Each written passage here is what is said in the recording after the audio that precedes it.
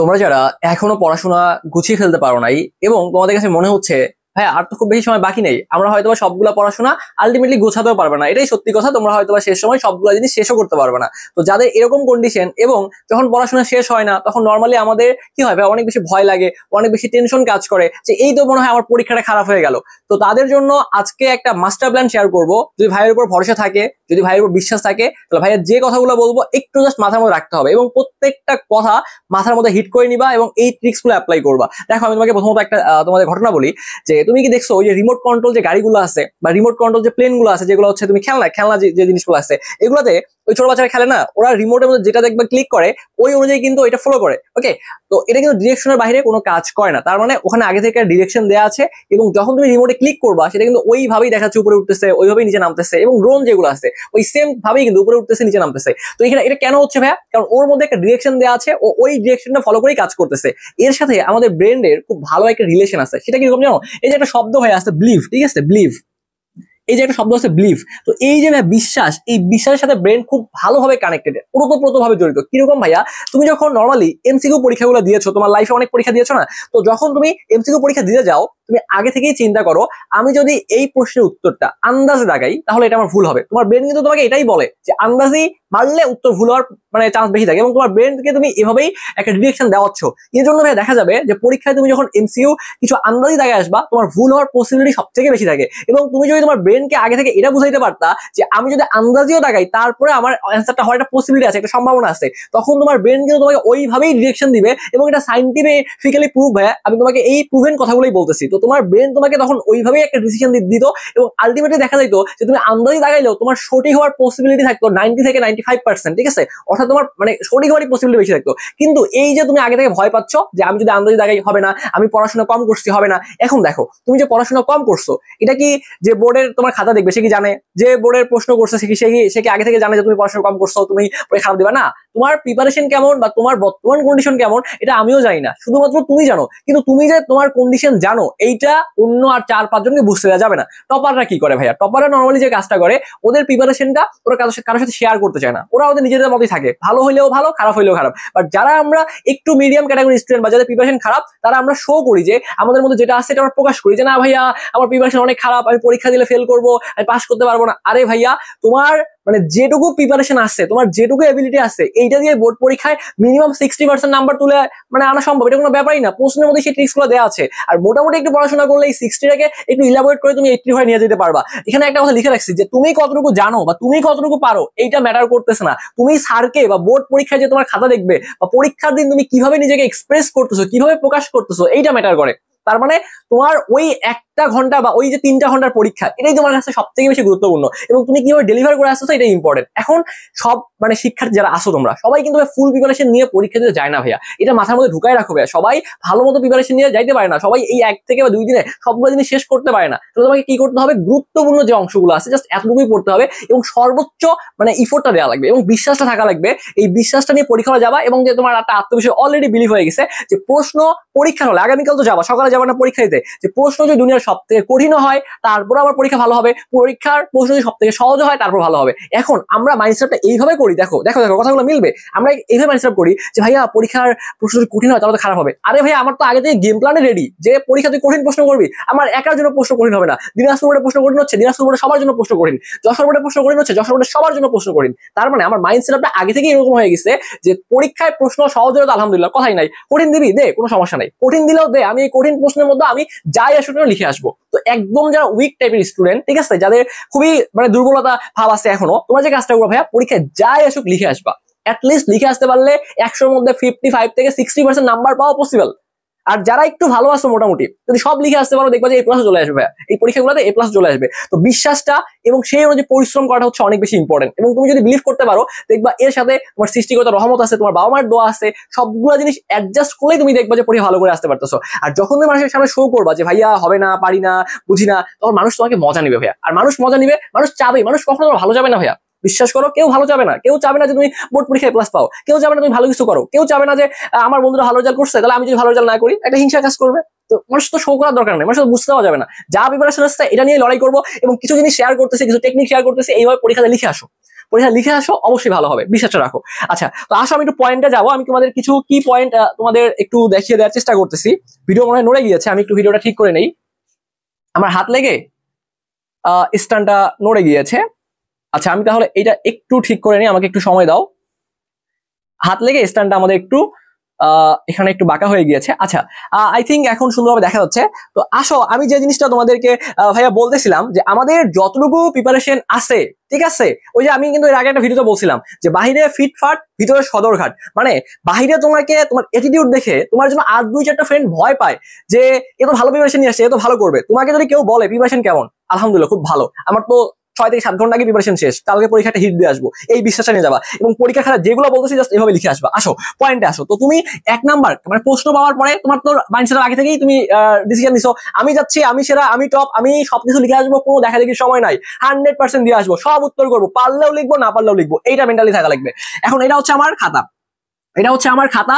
আমি সুন্দর করে এখানে লিখবো অ্যান্সার টু দা কোশ্চিন, ঠিক আছে, অ্যান্সার টু দা কোশ্চিন, ঠিক আছে, অ্যান্সার টু দা কোশ্চিন নং সুন্দরভাবে দিবা, দিয়ে 1 নাম্বার দিলা, দিয়ে তুমি সুন্দরভাবে এটা মার্ক করে দিলা। এখন 1 নাম্বার যে প্রশ্নটা আসবে সেটা হচ্ছে তোমার প্রিপোজিশন টাইপের প্রশ্ন আসবে, এটা তো 1 লিখছো এখানে। এখন এখানে নাম্বার দিবা 1, মানে A B C D E F, এভাবে তোমার 10টা প্রশ্ন আছে, সবগুলো লিখবা, জাস্ট উত্তরটা করে লিখবা। যে প্রিপোজিশন 2 হবে 2 লিখবা, অ্যাবাউট হইলে A B O U T about, so in হইলে ইন। তো যে উত্তরগুলো হবে জাস্ট শুধুমাত্র উত্তরগুলো পরীক্ষা খাতায় লিখবা। এবং একটু চোরাই বুদ্ধি ভাইয়া, দেখো আমি তোমাকে বললেও তোমাকে এগুলো অ্যাপ্লাই করো, না করলেও অ্যাপ্লাই করবো। এখন ভাই আমার প্রিপারেশন খারাপ, ঠিক আছে, এখন ভাইয়া তোমাদেরকে মানে এমন কিছু বলতেছি না, এগুলো বললে মানে তোমরা বলবা যে ভাইয়া কি বলতেছেন এগুলা, ভাইয়া আপনি এগুলো শেখাচ্ছেন না। পরীক্ষা হলে তোমাদের দেখবা যে আমি তোমাকে যাই বলি না কেন, তুমি ডানে বামে পিছনে তাকাবাই, এটা বাঙালির নেচার, এটা করবেই।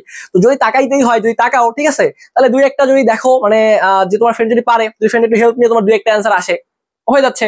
এখন ভাই আমি তোমাকে, তুমি বলতে পারো যে ভাইয়া পরীক্ষা হলে তো দেখে লেখা ঠিক না, এটা তো মানে নৈতিকতা বহির্ভূত কাজ হচ্ছে। ভাইয়া আমি তোমাকে যাই বলি না কেন, পরীক্ষা হলে প্রত্যেকটা বলা মানে দেখা যাবে যে একটু চাই যে সামনের পিছনে দেখবে হেল্প নেয়, এগুলো কিন্তু বলে দেওয়া লাগে না ভাইয়া, এগুলো বলে দেওয়া জিনিসও না, এগুলো জাস্ট একটু ব্রেন বুদ্ধি কাজে লাগাতে হবে। আবার ওই যে পিছনের সামনে পিছনে তাকাইও না, দেখবা যে পরীক্ষা খাতা নিয়ে যাচ্ছে, এক্সপেল হয়ে যাবা, তো পরে আবার আসি ভাইকে দোষারোপ করবো। তো এগুলো করা যাবে না, বুঝছো। বাট একটু তো চালাক, মানে চালাক থাকাই লাগবে, ব্রেন বুদ্ধি তো কাজে লাগাই যাবে, তাই না। তো অত বেশি তো মানে মানে ইয়ে হওয়া যাবে না যে আমি পরীক্ষা দিয়ে যাচ্ছি কিছু বুঝি না, না এরকম হওয়া যাবে না। একটু ভাইয়া মানে ওই পরিবেশের মানাই নিতে হবে, পরিবেশের মানাই নিতে হবে, দেখবে যে কিরকম কন্ডিশন, কিরকম হলের অবস্থা কিরকম, কিন্তু দেখে একটু সুন্দর মতো পরীক্ষা দিয়ে আসতে হবে। সো নাম্বার 1 যে কাজটা করবো ভাইয়া, এই answer to the question number যে 1 যেটা আছে, সুন্দরভাবে জাস্ট উত্তরগুলো লিখবা, লিখলে answer to the question number 1 শেষ। এরপর এখানে লিখবা answer to the question number 2। এই পিসটা লেখারই দরকার নেই। আমি যে কাজটা করবো, আমি তো পরীক্ষার জন্য ফি দিয়েছি, আমি তো পরীক্ষার জন্য আমার নিজের বাবার মানে টাকা দিয়েছি, তাই না, তোমার নিজের বাবার কষ্ট করে টাকা দিছে না, পরিশ্রম করে টাকা দিছে না, তো কেন তোমার এখানে চাপাচাপিগুলো লিখে আসতে হবে, কেন চাপাচাপিগুলো লিখে আসতে হবে? অবশ্যই তুমি যে কাজটা করবা, 1 পৃষ্ঠা শুধু একটা উত্তর লিখবা, এবং যত বেশি খাতা পরিষ্কার থাকবে স্যার কিন্তু তোমাকে দেখবে যে না খাতা পরিষ্কার সুন্দরভাবে লিখছে, নাম্বার দেই। এবং এখানে একটা টেকনিক শেয়ার করি, তুমি তো শুরু করছো ভাইয়া 1 এবং 2 দিয়ে, যারা মোটামুটি উত্তরগুলো পারো, যে ভাইয়া আমি তো লিখলে পারবো, এগুলা উত্তর হবে, তারা 1 এবং 2 দিয়ে শুরু করবা। এবং তুমি 1 আর 2 দিয়ে শুরু করতেছো এবং যা লিখতেছো গ্রামাটিক্যাল আইটেম সব ভুল, তখন স্যার যখন খাতাটা নিয়ে দেখবে যে এ যা লিখতেছে সব ভুল, তার মানে দেখা যাবে তোমার উপর একটা নেগেটিভ ইমপ্রেশন তৈরি হবে এবং পরবর্তী প্রশ্ন করে তোমার নাম্বার কমাই দিবে। আমাদের তো নাম্বার কম নেওয়া যাবে না, স্যারকে বুঝতে দেওয়া যাবে না যে আমার প্রিপারেশন খারাপ, আমি কম পড়াশোনা করে আসছি। আমি যে কাজটা করবো, তাহলে আমি 1-2 অ্যান্সার না শুরু করে আমি রিটেন পার্ট দিয়ে অংশ শুরু করবো। তো রিটেন পার্ট আমার 40 নাম্বার আছে না, এটা তো আগে থেকে পড়ে যাচ্ছ, প্রিপারেশন নিয়ে যাচ্ছ। স্যার তো রিটেন পার্টে সবগুলো জিনিস পড়ে দেখবে না, স্যার দেখবে লিখছে কিনা, যে ট্রি প্লান্টেশন লিখছে, প্রাইস হাইক দিছি, প্রাইস হাইক লিখছে, তারপরে বলছে যে ট্রান্সপোর্ট সার্টিফিকেট তোমার ফর্মাল লেটার দিছে, তুমি লিখছো, তার মানে সাবজেক্ট সবগুলো লিখতেছো, তার মানে এই 40-এর মধ্যে তোমার ওখানে 30 নাম্বার চলে আসতেছে। এবং প্রথমে যে লেখাগুলো সুন্দর সুন্দর করে গোছা গোছা করে লিখতে পারো, পরিষ্কার পরিচ্ছন্ন লিখতে পারো, কাটাকাটি না হয়, তাহলে ওই জায়গায় একটা ভালো নাম্বার চলে আসতেছে। তাহলে স্যার যখন দেখবে যে প্রথম এই 40-এর মধ্যে ভালো উত্তর করছে, তাহলে এখানে তোমার আগে একটা নাম্বার পেয়ে গেলা, তারপরে গ্রামাটিক্যাল অংশগুলো লিখলা, আর প্রথমে গ্রামাটিক্যাল লিখলা সব ভুল, তখন স্যার ভাবতে তো গ্রামার কিছু পায় না, তার মানে পরবর্তী প্যারাগ্রাফটা ভালো লিখতে পারে নাই, 20-এর মধ্যে 40-এর মধ্যে দিয়ে দেই, 10-15 দিয়ে দেই, তখন নাম্বারটা কমে আসার পসিবিলিটি আছে। তো নাম্বার তো কমানো যাবে না, স্যারকে তো বুঝতে যাবে না আমি পাই না, টেকনিকগুলো অ্যাপ্লাই করা লাগবে। আচ্ছা ভালো করে এইভাবেই তুমি উত্তর করতে পারো, যে অ্যান্সার টু দ্য কোশ্চেন 1 1 পৃষ্ঠায় শেষ, ঠিক আছে, জাস্ট মাস বরাবর লিখবা, অ্যান্সার টু দ্য কোশ্চেন এখানে লিখে মাস বরাবর সুন্দরভাবে ফাঁকা ফাঁকা করে লিখবা, যাতে স্যার ক্লিন ভাবে দেখতে পারে। 1 নাম্বার শেষ। তারপর 2 নাম্বারে যে প্রশ্নটা আসবে আমাদের ওয়ার্ড এন্ড ফ্রেজ, তো এখানেও তুমি সেম কাজটাই করবা, অ্যান্সার টু দ্য কোশ্চেন নং এখানে 2 দিবা, 2 দেওয়ার পরে ওয়ার্ড এন্ড ফ্রেজে শুধু উত্তরগুলো লিখবা। এখানে যে এ বি সি ডি এভাবে জাস্ট উত্তরগুলো লিখবা। তাহলে তোমার এখানে হবে as if, suppose as if লিখলা,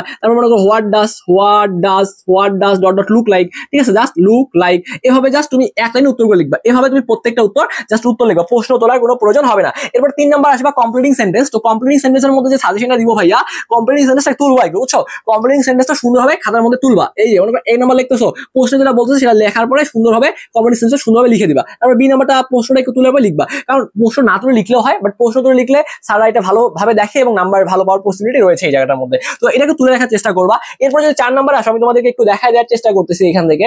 তো আমি যদি একটু করে 4 নাম্বারে আসি, দেখো এরপরে আমাদের 4 নাম্বার প্রশ্ন আসবে হচ্ছে রাইট ফর্ম অফ ভার্ব। তো রাইট ফর্ম অফ ভার্ব এই জিনিসটা আমাদের পুরোটা তোলা যাবে না, আমরা জাস্ট উত্তরগুলো লিখবো। আমরা কি করবো ভাইয়া, জাস্ট উত্তরগুলো লিখবো। তো তুমি লিখবা অ্যান্সার টু দা কোশ্চেন 4, এখানে তুমি লিখবা এ, আবার বি, আবার সি, আবার ডি, ই, এফ, ঠিক আছে। তো যেগুলো পারবা সেগুলো এক লিখে লিখবা, যেটা পারবা না ফাঁকা রাখবা, যেটা পরবর্তীতে এগুলো তুমি ঠিক করতে পারো। তো এইভাবে তুমি হচ্ছে রাইট ফর্ম ভার্ব লিখলা। 5 নাম্বার যখন ন্যারেশন আসবা, এখানে দিবা যে অ্যান্সার টু দা কোশ্চেন 5, এবং কোনো কিছুই তো ফাঁকা রাখবো না, কোনো কিছুই ফাঁকা রাখবো না। তো ন্যারেশনের ক্ষেত্রে প্যাসেজ দেখো, এই ন্যারেশন তুমি যাই লেখো না কেন, একটু টুকটাক ভুল হলেও সারা দেখা যাবে যে ন্যারেশনে তোমাকে এখানে 7 এর মধ্যে 3-4 দিবে। যদি ভুলও লিখো মোটামুটি, বাট প্যাসেজ যেটা দিবে ওরা লিখে আসতে পারলে 3-4 তো দিবেই। আর তুমি তো সারা জীবন পড়ে আসছো, একবারই তো ভুল লিখবা না, মোটামুটি ভালো লিখতে পারলে 5-6, আর ভালো একবারই ভালো লিখতে পারলে 7-এর মধ্যে 7 পাবা। তো যে প্যাসেজটা দিবে সুন্দরভাবে এখানে তুমি সুন্দরভাবে ন্যারেশন লিখলা, নিচে জায়গা ফাঁকা আছে লেখার দরকার নেই, পরে বিষয়ে চলে যাও। আবার অ্যান্সার টু দা কোশ্চেন 6 দাও, দেওয়ার পরে এই যে মডিফায়ার যেটা আছে, এই মডিফায়ারের ক্ষেত্রে শুধু উত্তরগুলো লিখো, শুধু উত্তর, এ নাম্বার দিয়ে উত্তর লিখবা। এখানে এদিকে লেখার দরকার নাই, জায়গার অভাব নাই। তাহলে বি সি ডি ই এভাবে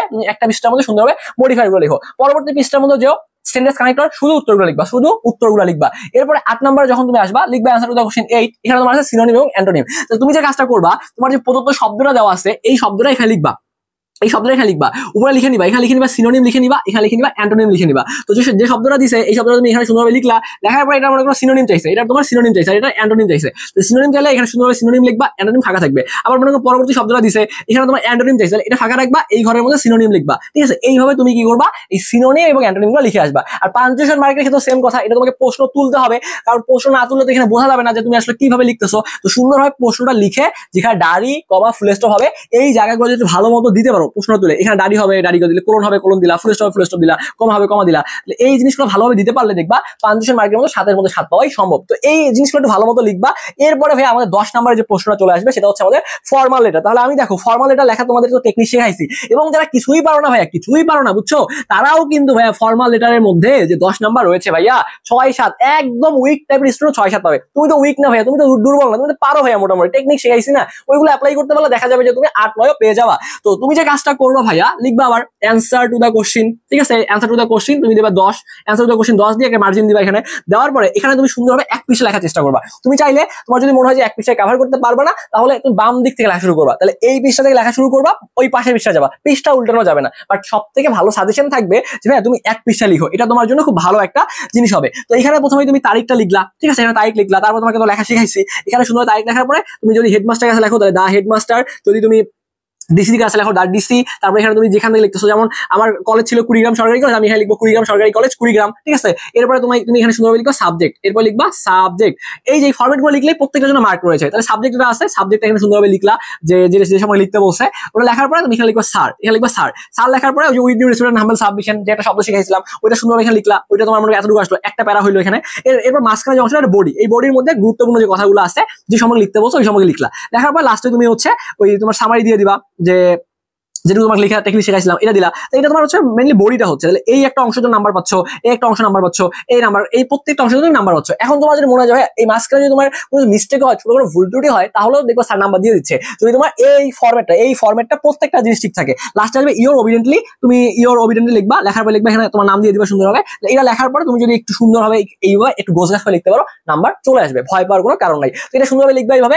আর এরপরে দেখো তোমার 11 নম্বরে চলে যাবে প্যারাগ্রাফ। তো প্যারাগ্রাফের ক্ষেত্রে যে কাজটা করবা, এখানে বলেই দেওয়া আছে যে প্যারাগ্রাফটা লিখবা অ্যান্সার টু দা কোশ্চেন তোমার হচ্ছে 11, এটা বলে দেওয়া আছে 200 শব্দের মধ্যে লেখা লাগবে। তো প্যারাগ্রাফ একটা প্যারাতে লিখবা, কখনো এমন করা যাবে না যে একটা প্যারা করছো পরবর্তী আবার একটা প্যারা করছো, এটা করলে নাম্বার কমে যাবে। এটা একটা প্যারাতেই হবে, তুমি যতটুকুই লেখো পুরোটাই হবে তোমার একটা প্যারা। তো এভাবে তুমি যে কাজটা করবা 200 শব্দের মধ্যে লেখার চেষ্টা করবা, সব থেকে ভালো হয় 2.5 থেকে 3 পৃষ্ঠা বা 2 থেকে 2.5 পৃষ্ঠা লিখলেই দেখা যাবে তোমার 200 থেকে 250 শব্দ হয়ে যাচ্ছে এবং ভালো একটা নাম্বার কিন্তু পাবাই জায়গাটার মধ্যে। তো প্যারাগ্রাফ কমন আসলেও লিখে আসবা, কমন না আসলেও লিখে আসবা, এভাবে 11 এবং 12 নম্বর প্রশ্ন উত্তর তোমাকে সুন্দরভাবে লিখতে হবে। তো তুমি যদি এই জিনিসগুলো একটু সুন্দরভাবে লিখে আসতে পারো তাহলে অবশ্যই পসিবল ভাই, কেন সম্ভব নয়? জাস্ট একটু ভালোভাবে পরীক্ষা দিয়ে আসো, দেখবা যে এই জিনিসগুলো তুমি খুব ভালো মতো লিখলেই নাম্বার পাবা। তো ভয় পাওয়ার কোনো কারণ নেই। তো তোমাদের সকলের জন্য ভাইয়া অনেক অনেক শুভকামনা থাকলো, ভালোভাবে পরীক্ষা দাও, ইনশাআল্লাহ তোমাদের ইংরেজি দ্বিতীয় পত্র পরীক্ষা ভালো হবে এই আশা করতেছি।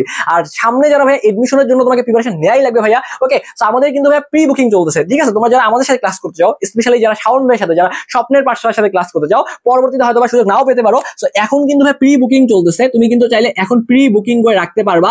তুমি যে ইউনিটের শিক্ষার্থী হও না কেন, জাস্ট আমাদের হোয়াটসঅ্যাপ নাম্বারে একটা মেসেজ করো 01317132318। তো আমাদের এই টোটাল কোর্স ফি ছিল ভাইয়া 4500 টাকা, ঠিক আছে? আমরা কিন্তু এখন ডিসকাউন্ট অফারে প্রথম 200 জন শিক্ষার্থীর জন্য ভাইয়া আমরা যে কাজটা করবো, আমরা সেটা হচ্ছে দেখো মাত্র 2000 টাকায় ভর্তি নিচ্ছি। তো আমাদের একটা টার্গেট থাকে যে আমরা এর থেকে বেশি স্টুডেন্ট নিবো না, এর থেকে স্টুডেন্ট পড়াবো না। তো আমরা প্রথম 200 জন স্টুডেন্টকে এই সুযোগটা দিব যে এই 2000 টাকায় তোমরা কিন্তু ভর্তি হয়ে যেতে পারবা। তো ভর্তি হওয়ার জন্য আমাদের এই যে হোয়াটসঅ্যাপ নাম্বারটা রয়েছে, এই হোয়াটসঅ্যাপ নাম্বার মেসেজ করলে হবে।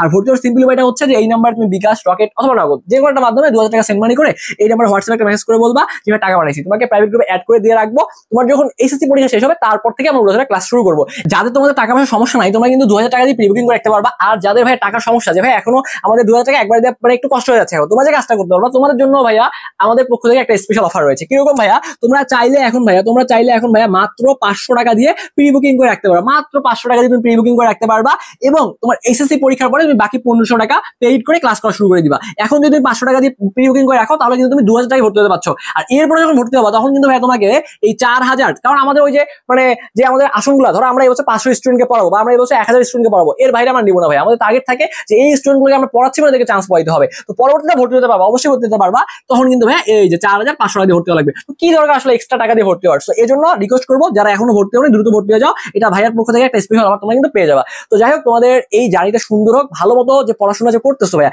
এটা একটা রেজাল্ট নিয়ে আসতে হবে। কারণ রেজাল্ট মানুষ কিন্তু দেখবে দিন শেষে তোমার রেজাল্টটা কি আসতেছে, রেজাল্টটা ম্যাটার করে। তো ভালো পরীক্ষা দাও, আশা করি তোমাদের ইংরেজি দ্বিতীয় পত্র পরীক্ষা অনেক ভালো হবে। এই প্রত্যাশা রেখে আজকের এই ভিডিওটা এখানেই শেষ করছি। ধন্যবাদ সবাইকে।